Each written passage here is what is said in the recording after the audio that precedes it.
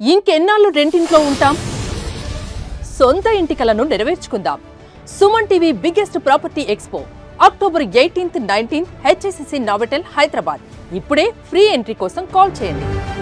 కానీ ఆయనకు కూడా రివెంజ్, మీరు కాళేశ్వరం అన్నారు కాబట్టి నేను ఎత్తుతున్నాను. ఆయనకు కూడా రివెంజ్ తీర్చుకోవాలని ఉంది, కానీ కేవలం బీజేపీ సపోర్ట్ తో బీఆర్ఎస్ నాయకులను టచ్ చేయలేకపోతున్నారు రేవంత్ రెడ్డి గారు. ఒకటి, ఇంకొకటి కాళేశ్వరం ఏదైతే చెప్పారో అది ఈరోజు సిబిఐకి ఇవ్వడం జరిగిపోయింది. సో సిబిఐకి ఇచ్చారు అంటే కేసీఆర్ గారు సేఫ్ అని అర్థం.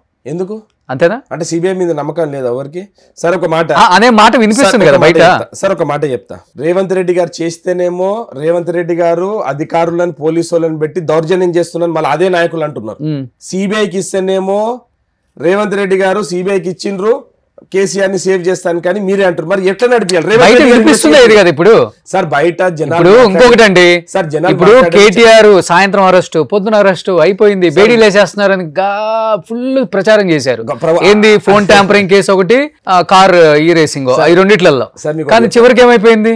ఇవాళ కూడా గవర్నమెంట్ మీరు దినం చూస్తున్నారు, గవర్నమెంట్ ప్రాసిక్యూషన్ కోసము పర్మిషన్ అడిగింది గవర్నర్ని. ప్రాసిక్యూషన్ కోసం గవర్నర్ పర్మిషన్ అడిగింది. గవర్నర్ దగ్గరికి వెళ్ళి పర్మిషన్ వచ్చిన తర్వాత ప్రాసిక్యూషన్ స్టార్ట్ అయింది. సార్ దేనికైనా ప్రొసీజర్ ఉంటుంది. వాళ్ళని లేక అడ్డగోలుగా చేయడు ముఖ్యమంత్రి గారు. తప్పు చేస్తే శిక్ష పడుతుంది డెఫినెట్ గా ఎవరికైనా సరే. సార్ కాళేశ్వరం కూలిపోయింది, తప్పు అది కరెక్టా కాదా? ప్రజలకు కనిపిస్తుంది కూలిపోయిందని. నేషనల్ డ్యామ్ సేఫ్టీ అథారిటీ వాళ్ళు ఒక రిపోర్ట్ ఇచ్చిండ్రు, కాళేశ్వరం అసలు డిజైనింగే తప్పు ఉన్నదని. సో అది ఎవరు చేయాలి సార్? ఇప్పుడు ఎన్డీఎస్ఏ వాళ్ళు రిపోర్ట్ ఇచ్చినప్పుడు ఇదంతా ఒకసారి ఒక ఘోష్ కమిషన్ ఏర్పాటు చేసిండ్రు. ఘోష్ కమిషన్, ఘోష్ గారు ఒక సుప్రీంకోర్టు మాజీ రిటైర్డ్ జడ్జి. ఆయన ఒక ఫైండింగ్ ఇచ్చిండ్రు. ఆ ఫైండింగ్ని తీసుకుపోయి నేను సిబిఐ ఎంక్వైరీ చేస్తున్నానని చెప్పి, ఎందుకంటే కిషన్ రెడ్డి గారు ఛాలెంజ్ చేసిండు ముఖ్యమంత్రి గారికి, 48 గంటలల్లో మీరు లెటర్ రాసిన 48 గంటలల్లో సిబిఐ ఎంక్వైరీ చేపిస్తా అన్నాడు. 2 నెలలు అయింది. మొన్న వచ్చి వాళ్ళు ఫస్ట్ ప్రాథమిక మేము స్టార్ట్ చేస్తామని చెప్పింది. కిషన్ రెడ్డి గారు ఎందుకు మాట్లాడతలేరు సార్? అంటే కిషన్ రెడ్డి గారు టిఆర్ఎస్ ఒకటే బయట జరుగుతున్న ప్రచారం వాస్తవం కదా సార్? వాళ్ళిద్దరు ఒకటే. ఇప్పుడు మేము చేయాల్సిన దర్యాప్తు అంతా చేసి సిబిఐకి అప్పగించినాము. ఇవాళ నరేంద్ర మోడీ, అమిత్ షా, కిషన్ రెడ్డి గారు పదే తెలంగాణకు వచ్చి కేసీఆర్ దోచుక తిన్నాడని చెప్పి మాట్లాడినరా లేదా? మాట్లాడారు. ఇవాళ మేము మొత్తం ఎంక్వైరీ చేసి సిబిఐకి ఇచ్చినాం. ఇప్పుడు వాళ్ళ సిబిఐ వాళ్ళ చేతులు ఉంది కదా, ఇప్పుడు న్యాయం చేయమని చెప్పండి. ఇప్పుడు రేవంత్ రెడ్డి గారికి లాభం ఏం రాదు కదా. రేవంత్ రెడ్డి గారు కేసీఆర్ మీద గెలిచిండ్రు, ముఖ్యమంత్రి అయిపోయింది.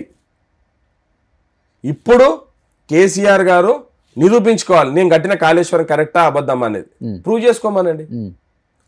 ఘోష్ రిపోర్ట్ ఇచ్చిండ్రు, నేషనల్ డ్యామ్ సేఫ్టీ అథారిటీ వాళ్ళు ఇచ్చిండ్రు తప్పు అందని. దాన్ని కూడా రేవంత్ రెడ్డి గారు మేనేజ్ చేసిండ్రా? మేము సిట్ ఎంక్వైరీ చేసినామో, లేకపోతేనేమో సిబిసిఐడి ఎంక్వైరీ చేసినామో, లేకపోతే ఏదైనా చేస్తేనేమో రేవంత్ రెడ్డి గారు కక్ష సాధింపు చర్యలు చేసింది అంటారు. ఇవాళ ఈ కార్ రేసింగ్ లోనేమో ఏసీబీ వాళ్ళు చేస్తుంటే రేవంత్ రెడ్డి అనే వ్యవస్థను పట్టుకొని మమ్మల్ని సతాయిస్తుందని చెప్పిండ్రు.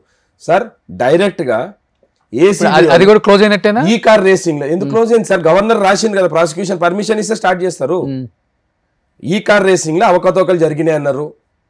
ఈ కార్ రేసింగ్ లో వాళ్ళకి ఆ సంస్థకు లాస్ వచ్చిందని వాళ్ళ అరవింద్ కుమార్ గారే స్టేట్మెంట్ ఇచ్చిండ్రు, అప్పుడు principal secretary. Without cabinet approval KTR గారు ఫండ్ డైవర్ట్ చేయమని చెప్పిండు, మేము రిలీజ్ చేసినాం వాళ్ళకని. చేయొచ్చా సార్ అట్లా?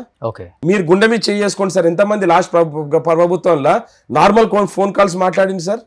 ఇవాళ ప్రతి ఒక్కరు స్వేచ్ఛగా ఫోన్ మాట్లాడుతున్నారు. ఆ రోజు అందరు వాట్సాప్ లో మాట్లాడతాం, ఫేస్ టైమ్ లో మాట్లాడతాం. ఎందుకంటే ప్రతి ఒక్కరు ఎంతమంది ఫోన్ ఇప్పుడు మీ మంత్రుల ఫోన్లు కూడా ట్యాప్ చేస్తున్నారు అనేది ఉంది కదా సార్? కంప్లైంట్ ఇవ్వమనండి, ఎంక్వైరీ చేయమని చెప్పండి. కేంద్ర ప్రభుత్వంలో వాళ్ళ దోస్తులే ఉన్నారు కదా బీజేపీ వాళ్ళు, వాళ్ళతోటి పోయి ఎంక్వైరీ చేయించమని చెప్పండి. సార్ ఇవాళ ప్రజలు అయితే హ్యాపీగా ఉన్నారు సార్. అందరు ఫోన్లు స్వేచ్ఛగా మాట్లాడుతున్నాం. మొగడు పెన్నాలతో హ్యాపీగా మాట్లాడుతున్నాం. మొగలు పెన్నాల ఫోన్లు కూడా టైపింగ్ చేసి కొడుకులు. సుమన్ టీవీలో మీ పర్సనల్ అండ్ బిజినెస్ ప్రమోషన్స్ కోసం కింది నెంబర్ కి కాంటాక్ట్ చేయండి.